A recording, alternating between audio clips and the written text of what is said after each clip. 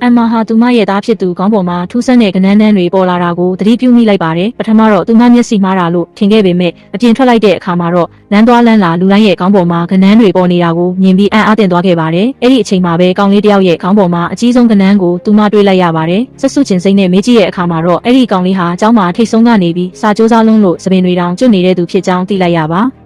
အဲ့ဒီအခါမှာတော့အမ်မာဟာအဲ့ဒီကနန်းတွေဟာသူတို့ရဲ့နောက်ဆုံးဆောင်မေးပွဲရမှတ်တွေဖြစ်မယ်ဆိုတာကိုရိပ်မိသွားပါတယ်။သူမရဲ့သားခေါင်းပေါ်ကကနန်းနှင်းငယ်ကိုမြင်တော့အမ်မာတယောက်စိုးရိမ်စိမ့်နဲ့အလုတ်ထွက်ပြီးသားဖြစ်သူရဲ့စာကိုပဲအားစိုက်တင်ပေးဖို့ဆုံးဖြတ်လိုက်ပါတယ်။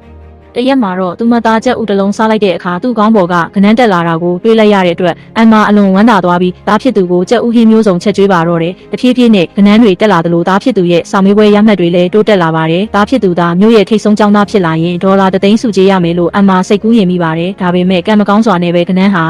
956မှာရပ်တန့်သွားပြီးဘလို့မှတက်မလာတော့တဲ့အတွက်သူမစိုးရိမ်စိတ်တွေများလာခဲ့ပါတယ်။နောက်ပိုင်းမှာတော့ဂီတာတီးလိုက်တိုင်းကနန်းတွေကျသွားတာကိုအမ်မာတွေ့လိုက်ရပါတယ်အမှန်တရားကိုသိသွားတဲ့အခါသားဖြစ်သူကသူ့ရဲ့အချစ်ဆုံးဂီတာကိုရိုက်ချိုးဖို့တောင်းဆိုပါတယ်ဂီတာကိုချိုးလိုက်တဲ့အခါကနန်းတွေပြန်တက်လာပေမဲ့သားဖြစ်သူရဲ့မျက်နှာမှာအရင်လိုပျော်ရွှင်မှုတွေမရှိတော့ပါဘူး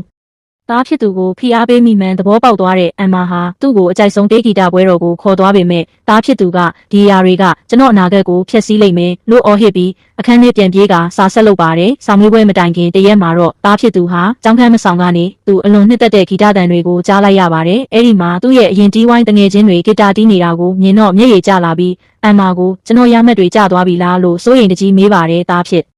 သူ့ရဲ့မျက်နှာကိုကြည့်ပြီးအမ်မာကရမှတ်တွေအကြောင်းစိတ်မပူပါနဲ့တော့သားတကယ်ပျော်ရွှင်ရမယ့်အလုပ်ကိုပဲလုပ်လိုက်ပါအမေအံ့ဩသွားရလိမ့်မယ်လို့ပြန်လည်ဖြေကြားပေးလိုက်ပါတော့တယ်။